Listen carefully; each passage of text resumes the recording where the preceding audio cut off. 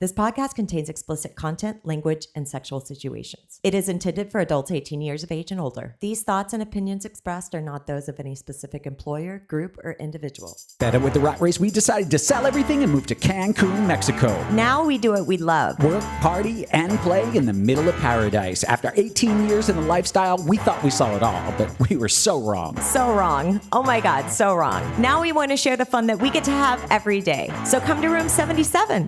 Let's play. Okay, tell me when you're ready. I'm ready. You ready? I am now. We started. We got a lot of stuff. There's too much stuff in this one. We have to push a lot of it over to Patreon because there's just too much stuff going on. Yeah, there really is. But first, Hurricane Update 2020. Dun, dun, dun, dun, dun, dun. Going to Richard live in the studio. Hi, Lauren. I'm out here and it's sunny. Oh, I just said you're in the studio. Yes, it's sunny. It was my fault. I meant you were on location. Tell us, Richard. Yeah, it is sunny. The hurricane has passed. Back to you. Thank you, Richard, for your thought-provoking and such fully detailed. You're very welcome. So I just want to give everybody an update in case you haven't found out already. We're okay. We lived through, I think they said, the worst hurricane in the history of hurricanes, really. Yeah, it was a very scary experience for the two of us, mostly me. So I'm just going to give you the short version because, spoiler alert, we're not dead. What happened was we were sitting here on our other uncomfortable sofa. I think it was a Monday night or a Sunday night. I can't remember. And I had texted my friend Anthony, the owner of La Serena. I was like, hey, Anthony. This is obviously in text. Yeah. But this is how I sound like when I'm texting him. Hey, Anthony, what do you think about living in Spain? Because this is usually something that I would say to him. Yeah. And he texts back, dude, we're going to die. And then my phone starts ringing. I'm like, what is going on? What? He's like, have you not looked at the news? Have you not looked? I'm like, no, I haven't. Was watching The Boys on Amazon. Come on. Yeah, I was watching The Boys and you're interrupting this really good storyline. Yeah. He's like, no, check it out. There's a hurricane coming our way. I was like, oh, okay. So I did that. And then over the next couple of days, not even couple of days, we had like 24 hours notice. That was it. The night before. And then it came the next night. Yeah. And this thing is just growing. It's just getting huge. It's like, I want to make a Ghostbuster reference, but I don't know why. But it's just getting big. It's just getting big and out of control. Girthy, yeah. I'm just picturing, you're going, sex. Come on, Richard. All right. It's a sex podcast. So it goes from category 2 to a 3 to a 4. Then it was flirting with a 5, 6, then maybe a 7. It touched a 7, category 7. Yeah. So we spent the next day shopping. That night, I had reached out to B and I was like, B, listen, you may want to sleep here tomorrow night. And this is how she texts back. Why would I do that? Because there's a hurricane coming and you're pretty close to the water. Yeah. You're like on the coast. We're like almost a mile in. You may want to sleep here. No, I'll just use the time to read. No, stay here. I'm just going to read by candlelight. I'm like, okay, suit yourself. B's going to die. Yeah. I wake up the next morning and it's a bunch of texts from her. Can I sleep in your house tonight? So we're like, yeah, B, come over. No, so we're like, we'll come get you, right? Well, we'll come get you. But she's like, I got to go shopping. And we're like, all right, listen, this is what I want you to do. Get your important documents, put them away, and get some clothing, put them in a bag. Yeah. Sexier, the better. And go to the store and get some food. Anything that's canned or that will last. Without refrigeration. That will be best. So she goes to the store. She heads over here. We pick her up and she's wearing a little red pencil dress. Yeah, like a tank dress. Sandals. Flip-flop. No extra clothes. No documents. And her food shopping consisted of, wait for it, cookies and powdered milk. And canned tuna. And canned tuna. That was it. That was it. A can of tuna, powdered milk, and chocolate chip cookies. That's what she came to survive with. And flip-flops. Mm-hmm.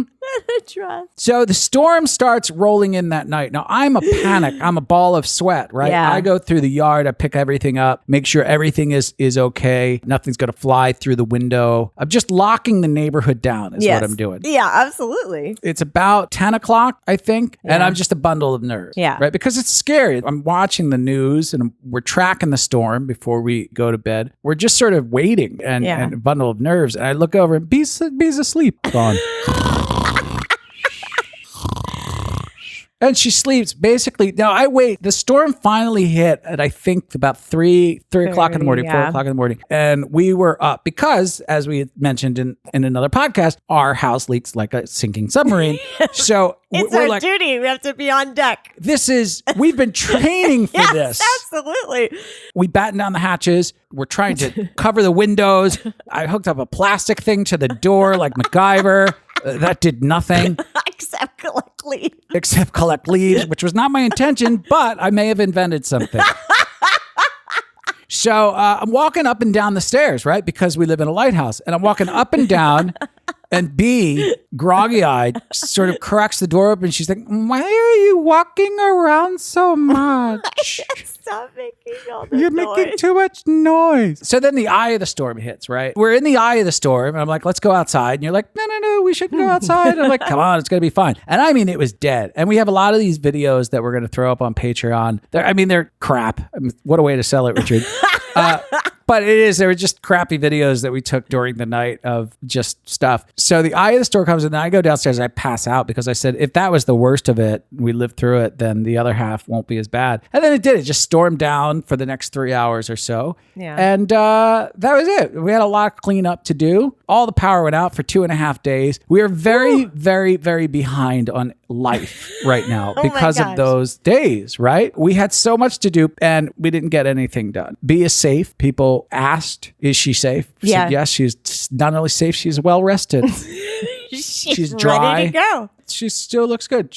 We were conserving water. The way it works here, right, in Mexico is it's not like you lose water, but you lose power. You need a pump to pump the water up to your roof to put into a tank, and then gravity brings all the water down. So once you lose power, it's virtually impossible to get your water from the bottom all the way up to the top. So if you have a tank of water, you have to make sure that that tank of water basically lasts you for however long that you're going to be out of power. So if it's 3 days, that tank, what's the word? Ration. Well, you better ration that water as long as you can. Pulling on our motorhome days. Right. The motorhome days where you what's that shower called? Not a sloppy shower.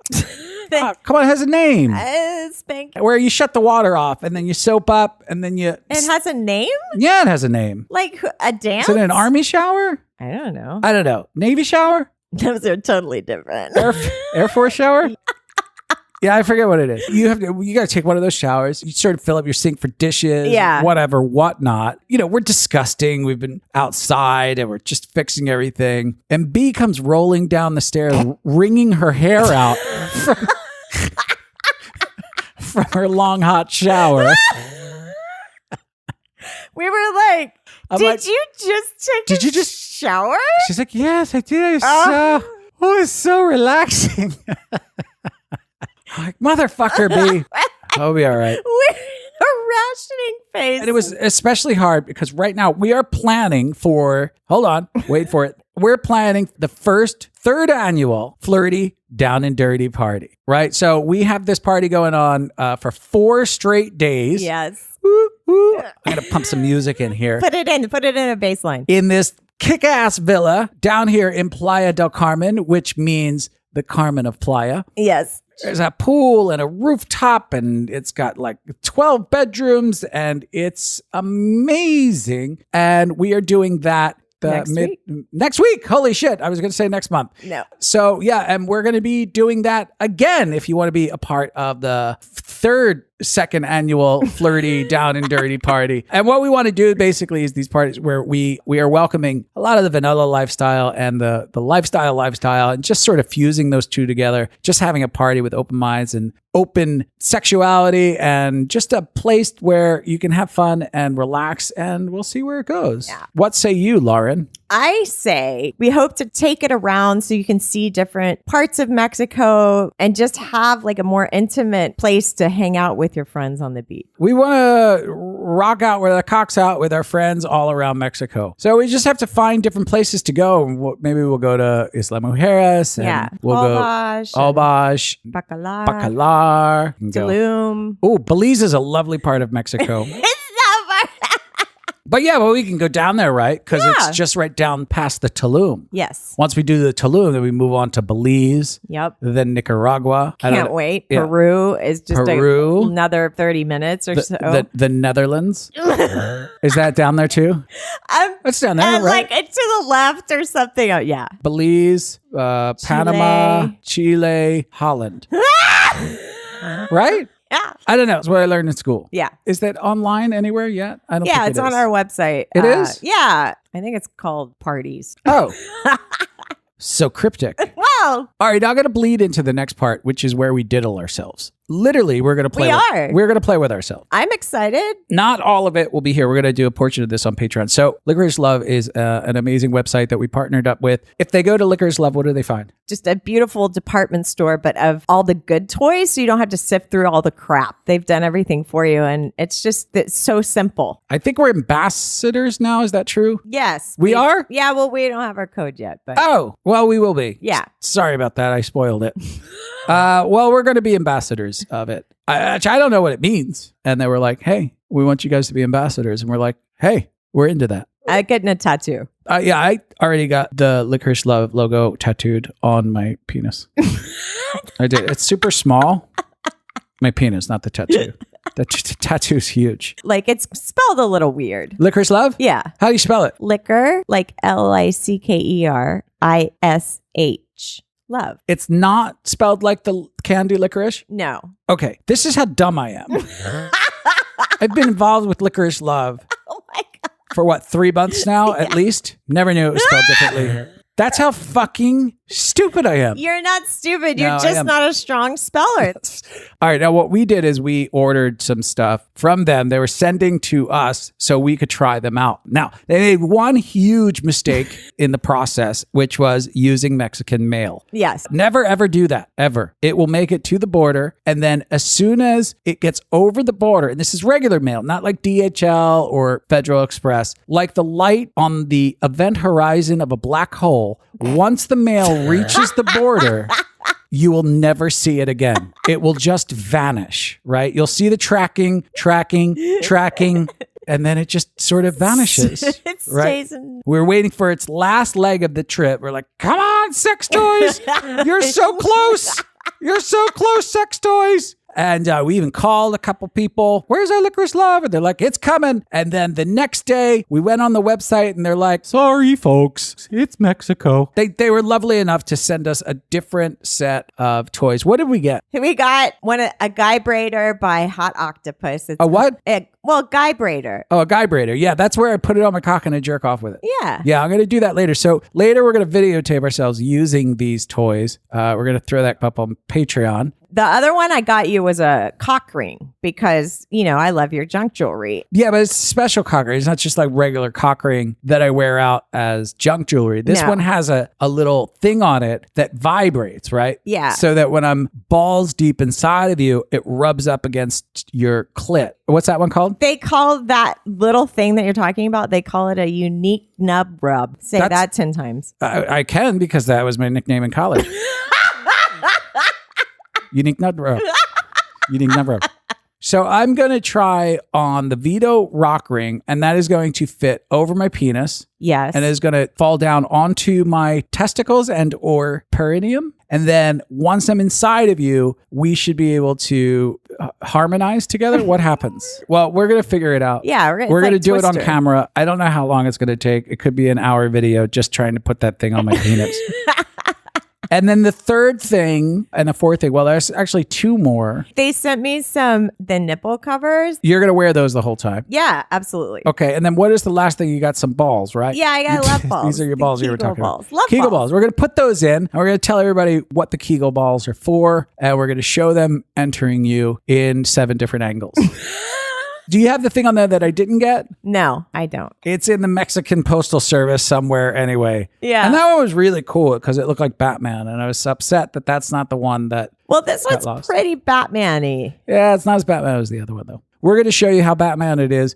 Go to Patreon.com/room77. Yeah, and check out the videos. Now, we can't give you the video on Patreon, but we give you sort of instructions there because even that's illegal. They don't even really let you do that because they don't Yeah, want... they can't post a direct link. Yeah, let me just tell this story really quick because I think it's funny. Yeah. We had put our last X-rated video up on Patreon and we were like, hey, if you want to see the X-rated video, then go to this link. And Patreon was like, hey guys, you can't do that. But the message actually read this. Hey guys, that video was fucking hilarious. Thank you so much. You made my morning. But here's the deal. You can't do that. I was like, all right, well, thanks for watching. Glad you saw my cock and my wife's asshole. So I'm sure he followed the link. But anyway, it'll be one of those deals where we're playing with these licorice love toys. And Yeah, come get in bed with us. Have fun. we're going to give you a little sample right now. Although I can't give it to you right now because it hasn't happened yet. But as soon as we record it, I'm going to put it right here. So here we are. We have all of the licorice love. It's almost like In between us. sort of like we're all mingling, but we haven't had sex yet. All right. So let's enter these Kegel balls into your vagina area. Let's just start with one. I mean, we can start with one. But Okay, yeah. I have high expectations. You're going to do great. Now, does this give you any pleasure at all when I tug on it just a little bit? But I have to stand up after this, don't you think? All right, well then stand up. Yeah. Stop being such a baby. Put the balls in and stand up. I feel so full. Oh, yeah. And then This is the hot octopus, the vibrator. I'm going to put my cock in here like this, right? Yeah. Oh, I had to stop because I almost came. This is the rock. Explain this part. How do you turn it on? Ooh! Richard, this is intense. I'll take the camera. Okay. Oh. Can you feel it in the... It was upside down and backwards. Yes. Give me your pussy. There you go. Oh, it's perfect. Oh. Oh, fuck. All right, so that was that. It sounded like a weed whacker when you... It was something so funny I couldn't stop laughing. It was like, it's like, I just want to make sure that you know that's the toy and not how I sound in bed. If you want to see that, head over to Patreon. Check it out. I don't know if it's super, super informative, but it is super, super pornographic. Yeah, it's like 20 minutes long, so enjoy yourselves. All right, Lauren. Yes, Richard. I'm a little discombobulated because I moved furniture before we started, so my body doesn't know what to do. I'm trying to find a better position. For the uncomfortable futon? Yeah, I mean, it's still uncomfortable. I'm trying to find a better section. So we moved the little table around. It's thrown me off completely. Me too, I have to be honest. Should we move it back? I don't know. All right, hold on. Let's move it back and then we'll come back on. Hold on. All right. Oh, can't see the screen. Yeah, that goes there. All right. It's way better. Oh my God, everything feels right. It's so weird. Remind me to never, ever change everything around again. Now, the only thing that I want to change in here, and by here, I mean the state of Quintana Roo, is the heat. Oh my God. I keep looking at my body in the gym, right? Yeah, so does everybody else. Oh, shut up. I am the same color as the wall. Yeah, the wall, so everybody knows, is eggshell.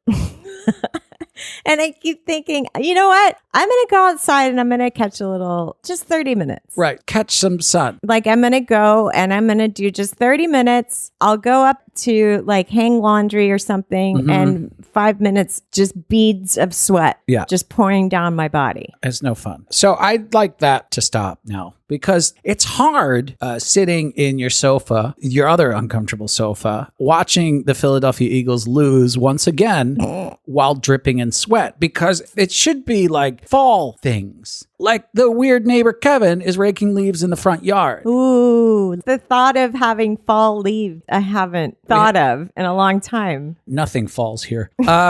So I wanted to tell our listener that we got all sexed up. Yes, we broke the chain. We broke the cycle. The We cycle, that's what I meant, not the chain. did. It was like a dry cycle in our lives where we could not have sex with anyone. We had a chat about it in one of our virtual workshops afterwards and was like, who's had the most recent sex? And people were like, February. Yeah, it goes with my theory that COVID hit swingers the hardest. I've not heard anybody in the news talk about it. I'm going to do some field reporting. You should totally do that. I should. Yeah. I'm going to get a news van. A little bit about this particular hookup. Now, this story brings into light a couple of different things. Chivalry, kindness, Yes. embarrassment. Yes. That's the one I'm guilty of. What playtime can be with just a tiny little shift of certain things. Are you as lost as our listener? I am. Great. I have you right where I want you. I'm going to get to it, but first I want to describe this couple a little bit. Lovely people. Yes. How would you describe them? They are those people who put other people first before them. They are gorgeous to just stare at. Yeah. They make you feel a little taller and a little prettier. He's a large guy. He's very tall, but you feel just as tall as he does. Yeah, it's like something about them. They just like, they exude this positivity and stuff, and it just makes you feel a little bit better about yourself. Yeah. To give you an example is we're always trying to talk shit about people around them, and they just want no part of that. You know what? I'm just going to stay. I'm going to stay right here. And you guys want to talk shit? That is fine with you. We respect that, but we are not going to partake. Have a good day, sir. That is sort of them. They're just those people. And she is like a beauty queen to me. I always have this little running joke with her. She's like 3 minutes into a conversation and asks me a question. And I usually answer, "You're so pretty." I'm not listening. You're so pretty. So they came to town. We don't always play with them. We don't always have playtime with them. Sometimes it's just sort of social time. Yeah. So the first night we pick them up at the hotel. We picked them up, right? Yeah. We pick them up curbside. And when I say curbside, that's not a figure of speech. We have them sneak out of the hotel down the sidewalk and say, hey, come to the curb. Come to the curb. We don't want them to see us here. I think they're going to shoot on sight. So they walk down the curb and they jump in the car. We scream away like we just robbed a bank. And off we go to the restaurant. We talk a little bit and laugh a little bit. And then we get out of the car. She says to us, and by the way, hey guys, do you think I should put pasties on underneath this? Now you have to imagine this, that she has the most perfect set of boobs you've ever seen in your life. And I'm not a boobs guy. Yeah, you're not. But when I look at her boobs, I'm like, yeah, I want those boobies. I really like those boobies. They're not huge, but they're big for her frame. Yeah. And I love it. Perfectly shaped. Perfect. Yeah. So she stands up and she's like, should I put pasties on this? And she's wearing this top. And essentially you can just see right fucking through it. And immediately my dick starts getting hard. You love naughty. I'm sort of into that public display of naughtiness and nakedness and making people look. I think I said, no, you'll be fine. And then I got out of the car and I was like, you know what? Hold on a second. Stand up. Let me see you again. Let me see you in the sunlight. And I looked at her and her tits are just shining right through this top. I'm thinking, you know what? If a light hits that the right way, it's going to be fucking amazing on one level. Another level, in this tiny little town that we live in, people will literally shit themselves. Yes. Right? Especially the staff there at the restaurant. So we say, maybe you should put, she's like, I got pasties. I'm prepared. I already know. In a flash, she put them on. So we opened the trunk. Yeah. She literally zipped open her bag. She had the kind that are like gel reusables, right? So this wasn't a pasty where you rip off the fabric part. She had these things ready almost as if they were magnets to her nipples and just left hand to right or whatever in the shirt. Boom, boom. This is not a situation that was her first time. Right, totally. Boom, boom, done. Let's go. I'm ready to go. And I was like, they're on already? That's kind of fucking amazing. Yeah. We had a good time. We took them back to the hotel, didn't actually stop. We just told them to roll out and we're going to keep on going in case anybody sees us. And then we meet up with them again 2 nights later. And they're like, hey, let's just have fun. And we know we do, because with them, we're always like, hey, let's just get fucking crazy. Yeah. And that's sort of how we like it. Like no plan, no, we like this, you like that. Let's just sit down, have a drink and get crazy. So we decided to do it in the afternoon because we're all all old people, and we like doing it during the day. Well, that's what I love. They said, do you guys want to do day or evening? We like daytime. We were like, so do we. That's the best. Absolutely. Insider tip: say, I want a nooner. It is time management at its best. Absolutely. So they come over. Again, we pick them up. Come by the curb. We're in the car. We're behind the tree. Behind the tree. Walk down the street. There. See us. I'm going to flash my lights. Flashing my lights. Walk towards the car. So we pick them up. We drive away again. Off they go with us, and we come back to the house, turn on the music, and start day drinking. Now, I haven't day drank. Sure. I haven't day drank a long time. I still get anxiety every time. I don't. They have drugs for that you could use. A little Molly next time. Sure. Let's go on the Molly train again. Oh, God. We should start a second podcast called The Molly Train, where it's just our adventures on Molly. This week, Richard lost a limb.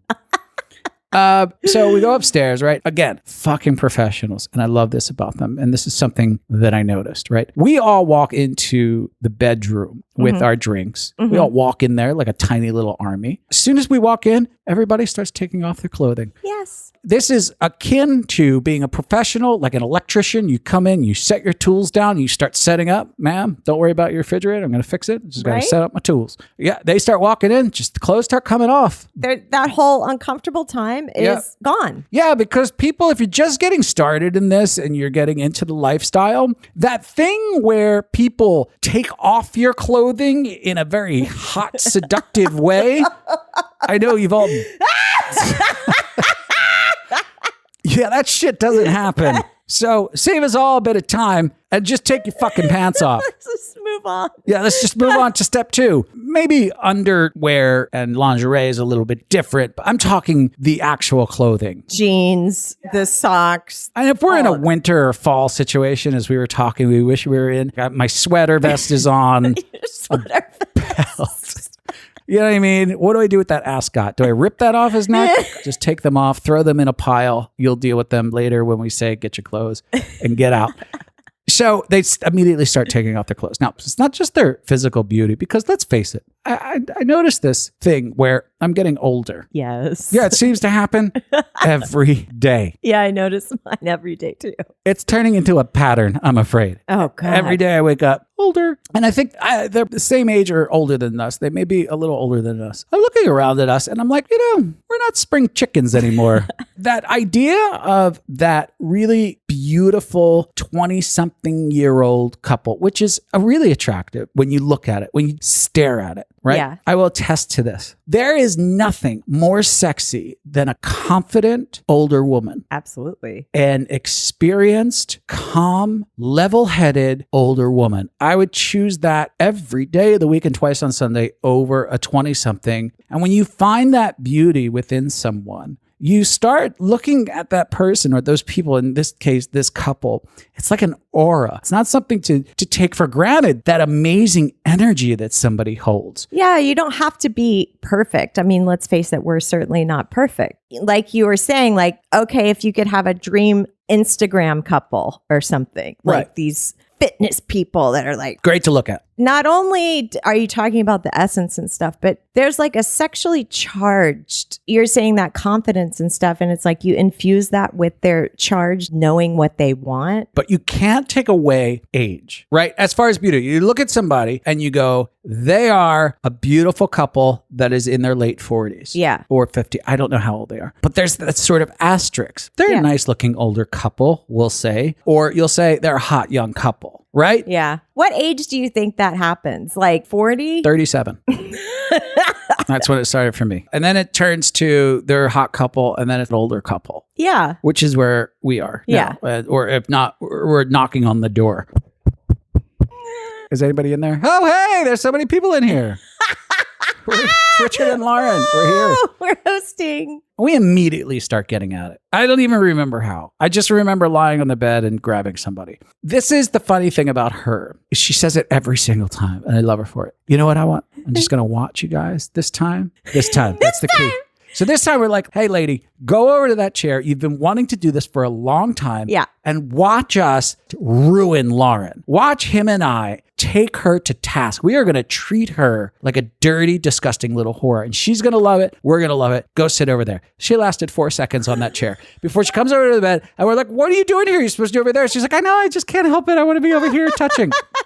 That happens every single time. So I was like, all right, well, you just stay right here next to us and touch and do whatever you want. And we start attacking you. Yes. All of this stress and all of this crap that we've been going through in the past couple of weeks is just like melting away. You're just sort of sliding into your body's just sort of sliding, and I'm making out with you, and he's just touching you and going down on you. He really enjoys that sort of petting and pre-play, which I actually enjoy because it's different. It's not just like, go suck my cock. Yeah, different than your husband. Your words, not mine. Go suck my cock. So he just kind of melts into me and just starts rubbing my body and giving me soft kisses everywhere. And I don't really know what we were doing until I stuck his cock in my mouth. Like he loves going down on you and staying down there, playing with you, and I'm playing with her boobs at the same time. Then she wanted to suck my cock, and having somebody sucking your cock, right? So you're in front of me and he's taking you from behind. You're getting fucked. Mm-hmm. And so your face is in front of me. Yes. And you're sort of squealing, like staring at me face to face almost while she's going down on me. And you're squealing a little bit because he has a giant cock. And like that's one of my favorite things in the world. Like I want to hear you squeal a little bit. A little bit of pain. Yeah, I like it. Yeah. Yeah. I mean, for me, I know it's not the greatest for you, but... no, I like it. I know, but, sometimes the day after, you're like, my vagina hurts. Oh, always the day after. Yeah. But I like it in the moment because it is raw. So things are going really well up until I ruin it. So I decide this is just too hot. So go over to you and I'm like, I'm going to fuck you. Take you and I lay you down and I put it inside of you. I'm start fucking you. And now I'm playing with her boobs on one side. I'm fucking you and I'm laying right down beside her. Now he's kneeling down by your side and you're sucking his cock and I am in your ear and I'm like, you take that cock, you swallow that cock, and I'm fucking you and I can feel my dick hitting the back of you and I'm just going harder and harder and harder. And then you say to me, you're like, give me that cock, give me that cock. And then you say to me, you say, feed me that cock. And I grab your back of your head and the base of his cock and I'm slamming them both together. It was so hot. You're squealing. And at that moment, I'm like, I'm going to come. And it was like 2 seconds. I crawl up into a ball to try to not come. So I get in some sort of ski jump position. Like I just left the ramp. Or like a yoga pose. Like it was a weird yoga pose. Yoga. So I leave your body, my penis goes out of you, and it didn't work. I just came on myself in a weird position. And then I looked up and I'm like, I came. This would normally be an embarrassing situation because I think we were playing for 4 minutes. Not even. No. Like 4 minutes. Like 4 minutes. No. I mean, the playtime, yes. But as far as the actual sex, I think I was inside of you for 2 minutes. I just want to say that when you pulled out, right, and you're like, I'm going to come, and you started holding everything back, then they were like, just come, enjoy it. I know, but it was too late. I was trying to hold it back. It didn't work. And then you had some sort of weird half-gasm. Yeah, I did have a half-gasm because I half of it went back inside of me.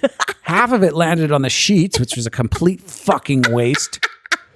And now I'm like, anyway, they're like, we are never unhappy when someone comes. That is our rule. Yeah. Now, this is a key thing, right? Because I don't feel stupid. I just say, well, I'm just going to go for a second one. Yeah. That's it. They make you feel so comfortable. And it is so important to have people like that to have a good time. Yeah. And we spent the rest of the time playing. Like I did everything that I could do. I never came back fully. Did I come back fully? I can't remember. I remember having sex with you again. Yeah, you had a hard on. She was blowing you again. Yeah. I did come back for a second round, which I was very impressed with myself. These people are probably the most polite human beings on the face of the planet. During the playtime and just being with her, she came. She was almost apologizing because she's like, she came all over the sheets. Oh, I am so sorry. I'm gonna go buy you new linens. I think I may have cum all over your sheets. And I'm like, don't worry about it. It's a sheet.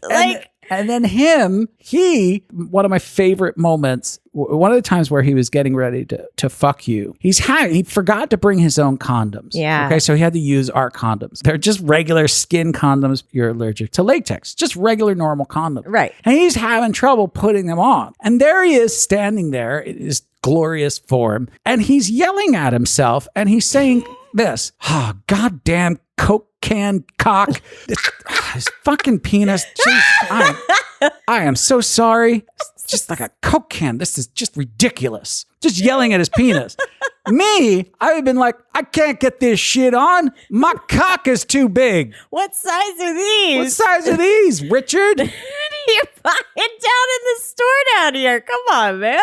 Jesus. And I looked at him and I said, well, if you have like just a regular size, does it just rise up? And he said, yeah, it fits me like a crop top. Yes, it was a crop top Condom. I lost it. I'm like, I can't. Oh, he hates his penis. I know, but it's one of the greatest penises I've ever seen. I know, it's a great penis. That was our time. And the fact that we sat there for like half the playtime was just sort of sitting, talking, and laughing. And I think it's really important to remember that just that essence of connection with people is so important to have. It's fine if you don't, right? We've been down and dirty. We're like, I don't even know their name. Like when it was, we would do stuff in the jacuzzi beds or whatever, right? And that's a different kind of sex, right? This is nice to have. Especially as our first time back breaking this dry cycle. Like I couldn't have imagined a more comfortable place because I do get nervous, especially if there's a big break in between getting down with another couple. I don't know why I get nervous still, but I don't know why you get nervous. You've been having sex for so long. It's like riding a bike, but with no seat. That might be sometimes you just get me. Just random shit that comes out of your mouth. I should have masturbated and prepped myself, but that was weeks and weeks of anxiety. That was semen that was built up all the way into my chest cavity.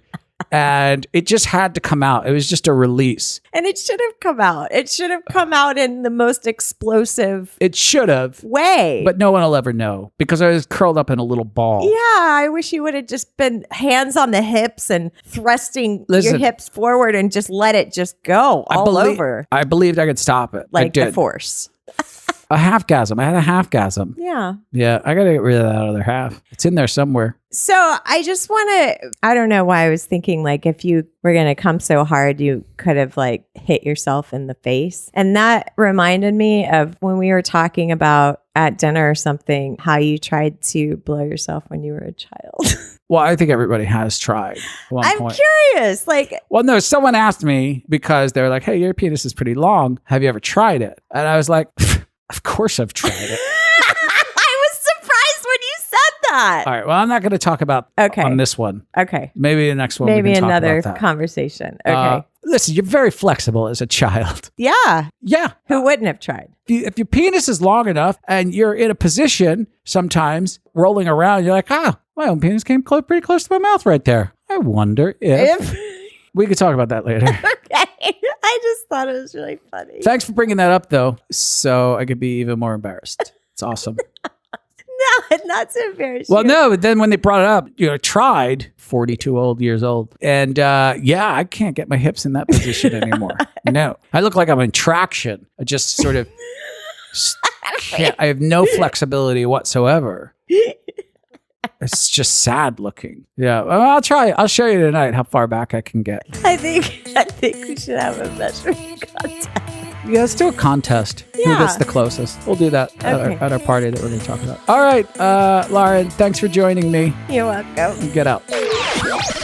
All right, we have somebody here who moved my heart a while back. Anyone who reaches out moves my heart. Anyone. Yeah. But he sent an especially kind email. Now, this was... It actually was. It made me cry a little bit. And his email, in part of it, was him crying from our podcast. So it just made each other cry. Now, this email came in over a year ago. I just went back and I checked it. Mm-hmm. He called it a book, and it was a book.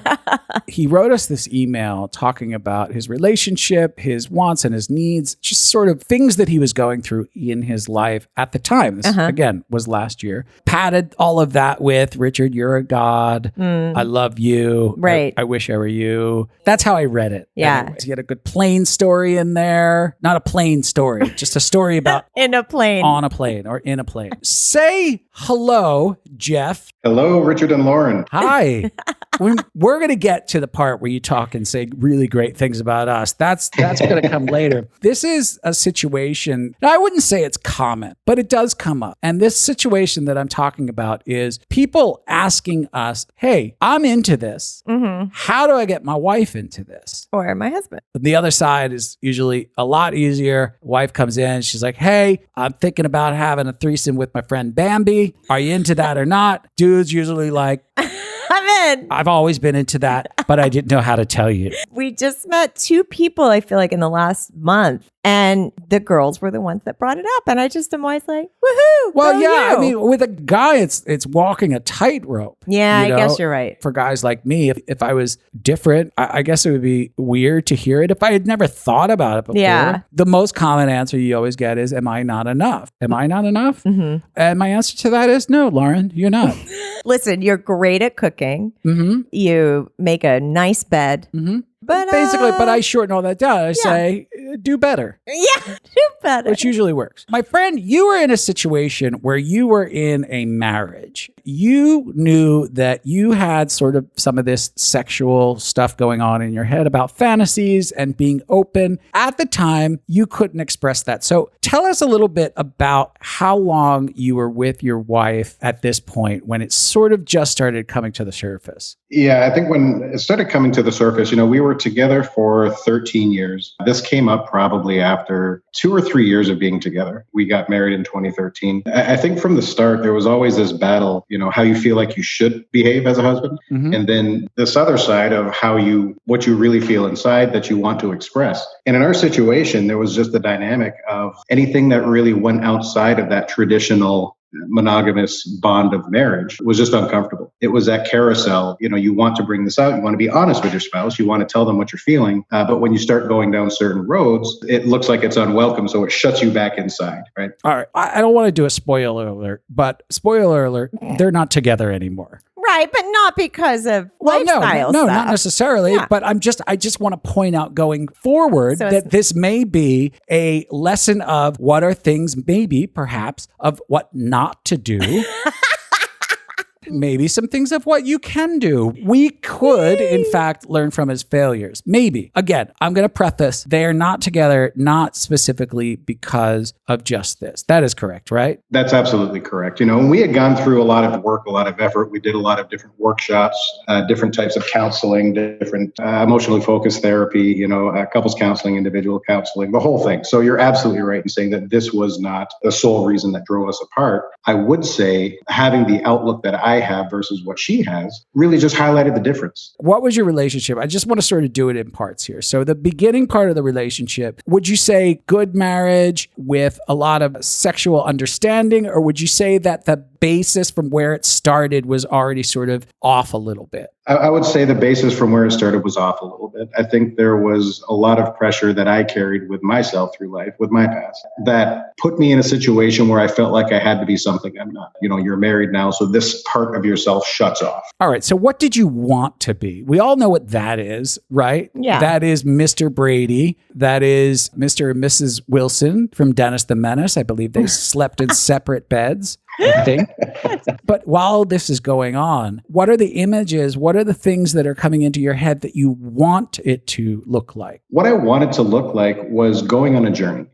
I know that this Ward Cleaver vision of a husband was not me at my core. So what I wanted to do was go on an exploration journey and a lot of other things, but particularly sexually, in some non-traditional areas, swinging being one of them, just learning about what I would call a sex positive or, without judgment kind of expression of what you feel inside. And I just had this conversation with a friend of ours who is a woman. She's single right now, but she wants to live a non-monogamous life, but she doesn't, and this is really hard for people, I think, to even wrap their heads around. She doesn't necessarily want to live a non-monogamous life. She wants the thoughts, at least, to be non-monogamous. She wants to be open enough to be able to talk about fantasies that include others than her current boyfriend or whoever she marries or whoever that is. And that may be enough for people. Yeah. Is that sort of what you were wishing for or hoping for, was to have that open dialogue? Yes, exactly. A good example of that is, we were reading this one book, and the example of what the author, is a female author, and was saying was a very charming and an attractive character of her husband, was they were walking down the streets of New York, and the husband kept looking up and couldn't figure out why he kept looking up. And then eventually she realized that every time a pretty girl would walk by, rather than look at the pretty girl, he would look up so as not to embarrass his wife, right? And of course, the author thought that was great. And, my wife thought that was great. And I thought, that's fucking insanity. To me, if I want to be honest and open and I see a pretty girl. Yeah, hold on. Let's just back up. I got to find this book and burn it. Listen, I'm a doctor, okay? And I can tell you, when it comes to that stuff, just my psychological training. Yeah. My advice is go fuck yourself.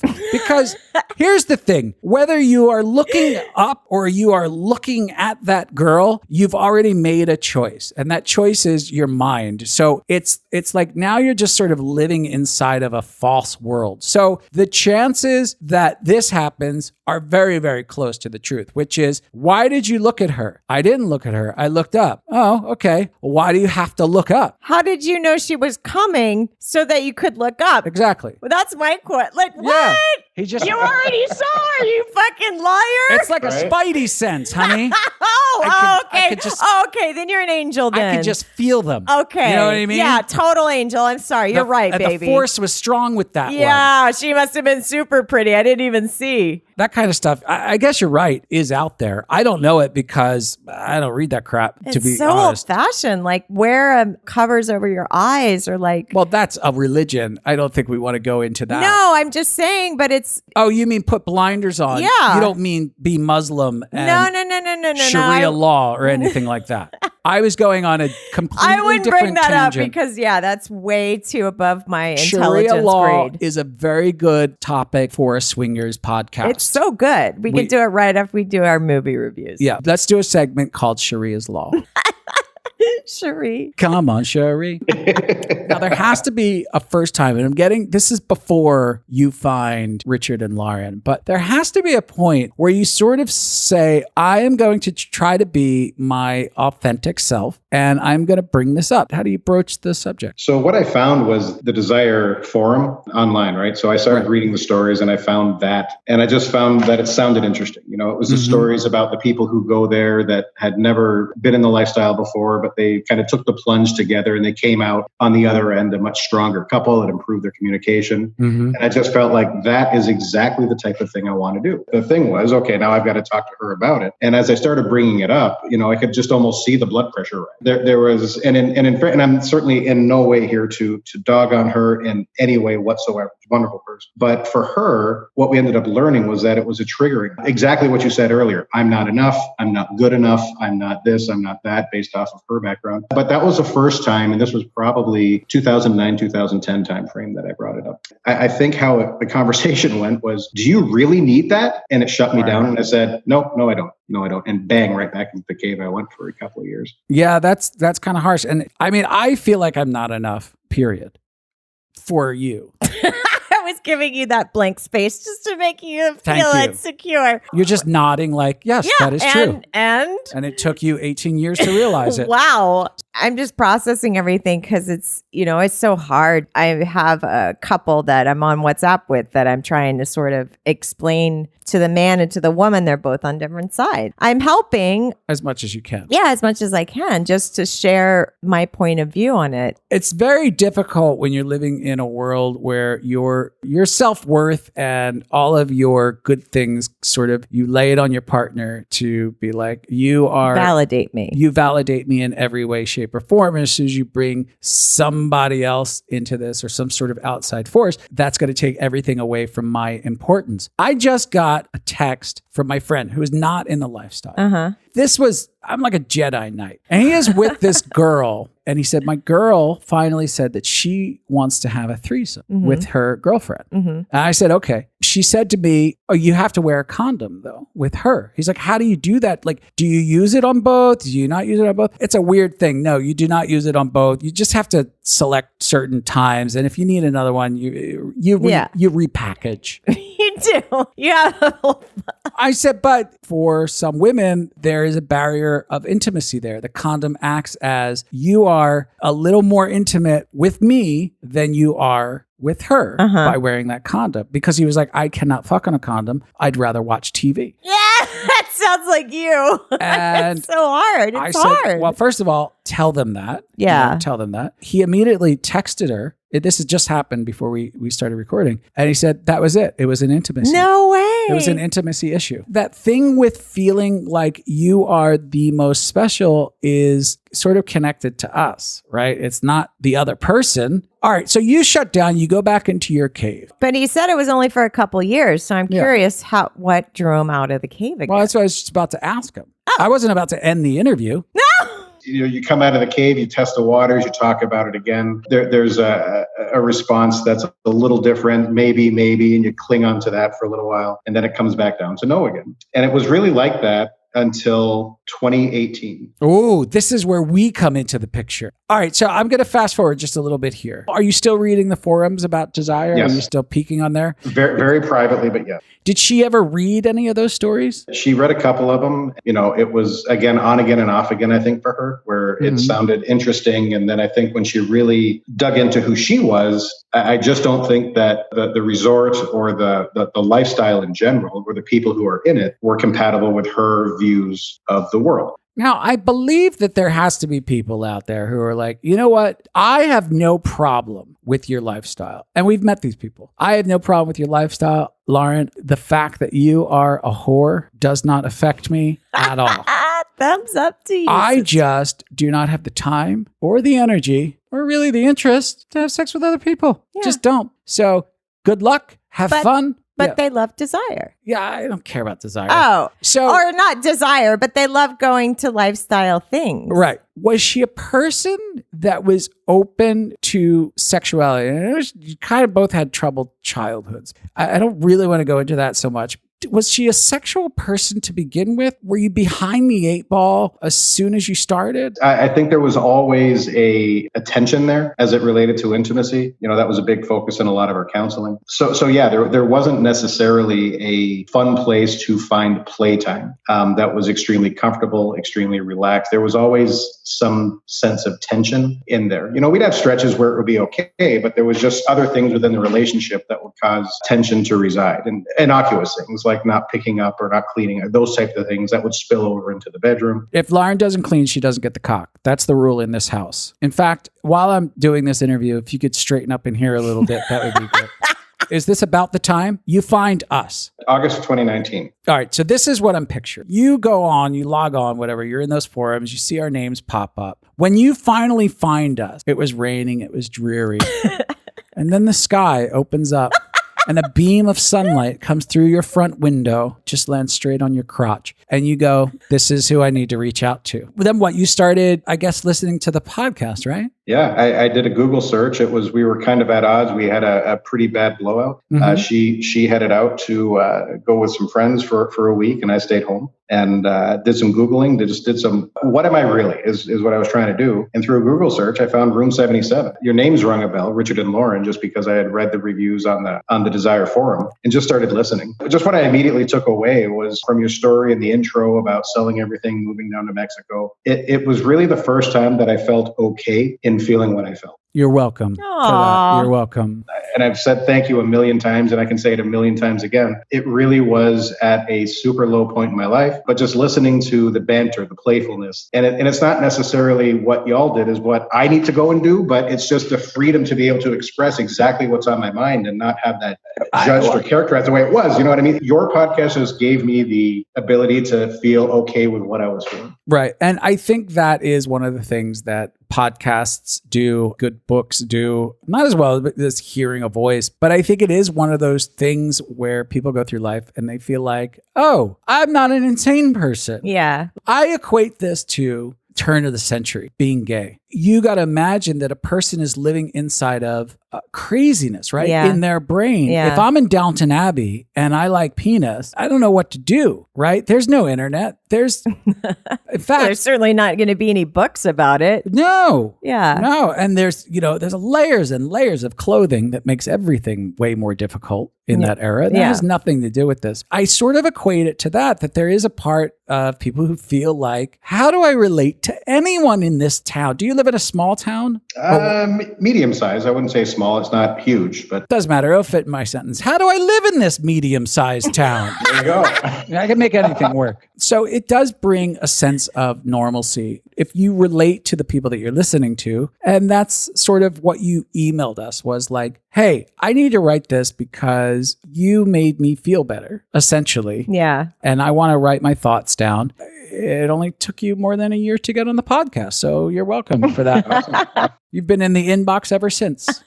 It's funny. I read that note that I sent to you guys every now and again, just because since that time, since I wrote that initial email, we did go through a lot of the council. And I did bring up your podcast. I did bring up the resort. I did bring up a lot of those things to the council. Yeah. And you told me that the counselor had a sort of term for I think the hotel, right? It was like a camp or something. You got to imagine the air quotes being made as the phrase was said, but the camp. That seems supportive. She probably wrote that book. What were things that you did besides telling her to read it or listen to the podcast? I know you told her to listen to the podcast and she was sort of willing to meet us at one point. Yeah. What were things that you feel like that you tried that were successful? I think I got to be careful here in how we're going to define success. All right, so that interview ran really long. It's about another 15 minutes long. We're going to throw that up on Patreon because this episode got too long. Told you, way too much stuff going on. It's about winding down for us now. Is it time for wine? No. Do you remember when we used to RV? We had an RV and we used to go around the country and just fuck off. Yes. Fun time in our lives. One right? of my favorites, actually. Yeah. Brenna and Brian of Front Porch Swingers, they have a giant bus now. Yes. That's with altplayground.com. And they're taking this bus. They're going to go all around the country in an RV. They're going to spread happiness and love to sex positive people all around the country. So, it sounds like a blast. yeah, so they're going to do like giveaways and events and a lot more. So go to Alt Playground social media to check that out. Alt Playground now, by the way, $3.99 if you want to try it out for 3 days.